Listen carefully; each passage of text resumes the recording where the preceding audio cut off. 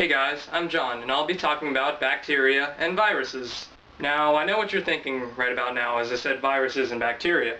Well, I'm actually going to talk about the good viruses and good bacteria. John, wait!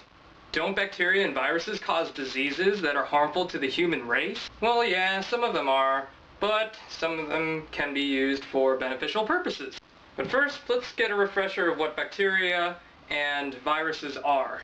Bacteria are small microorganisms that cannot be seen by the human eye. Bacteria are sometimes known as prokaryotes.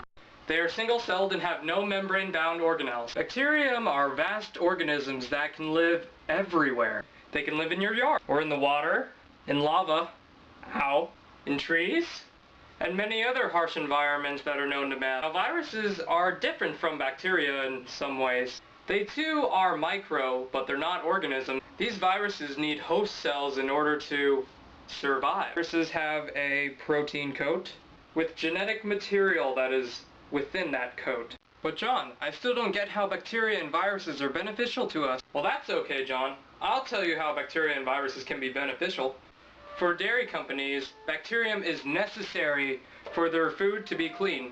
So products such as milk and yogurt wouldn't exist without the bacterium. But why, John? Why is it necessary for bacterium to be in the dairy products that we eat and use today? Well, you see, John, the dairy products have a special something for the bacterium. Dairy products contain a product known as milkstone. What is milkstone, you ask? Since bacteria are organisms, they need something to eat, so they use the milkstone in order to feed. At the same time, the bacteria clean out the dairy product in order for it to be edible for us humans. Well, not so much edible, more like good. Without clean milk products, I guess that the dairy and milk companies are going to be washed out. Like fungi, bacteria are also able to break down organic matter. As they break down the organic matter, plants are able to use them to fertilize. You know, bacterium can help with natural crises such as pollution. What? No. Some bacterium known as nanowires consume the toxic waste from the pollution in the air and then produce electricity. Do you remember the time of the oil spill in the Gulf? Since that bacteria can live in many vast places such as lava and water and all that, the bacteria that live in water can actually eat all the substances from the oil. I just realized how bizarre bacterium stomachs are. They remind me of Yoshi. Alright, so let's talk about viruses. Wait, aren't viruses supposed to be not living? Yeah, so how are viruses supposed to be beneficial towards us? Yes, bacteria are non-living. Even though they're uncommon, there are some beneficial bacteria out there to help us.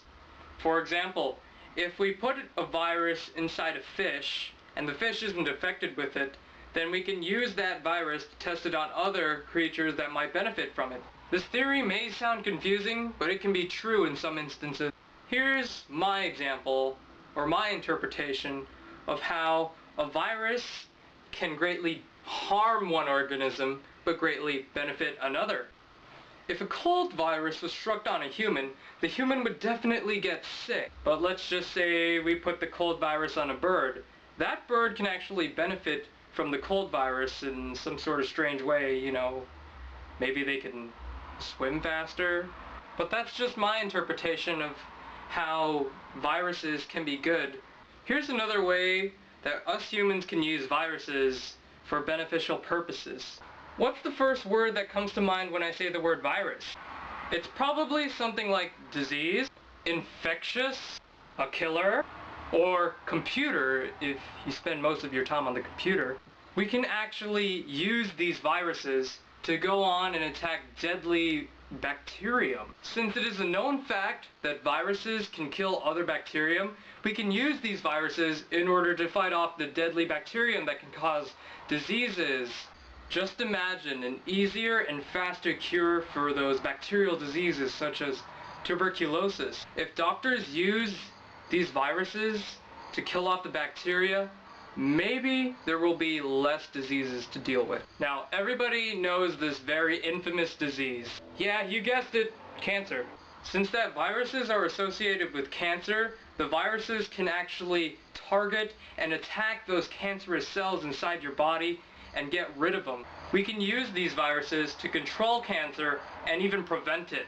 Now, let's talk about common uses for virus. Did you know that virus can kill pests? If there were viruses inside pesticide and you spray that pesticide on a leaf or something that a pest likes to eat, chances are when the pest eats that leaf that was sprayed on with pesticide, it will kill the pest. And who doesn't like pests dead?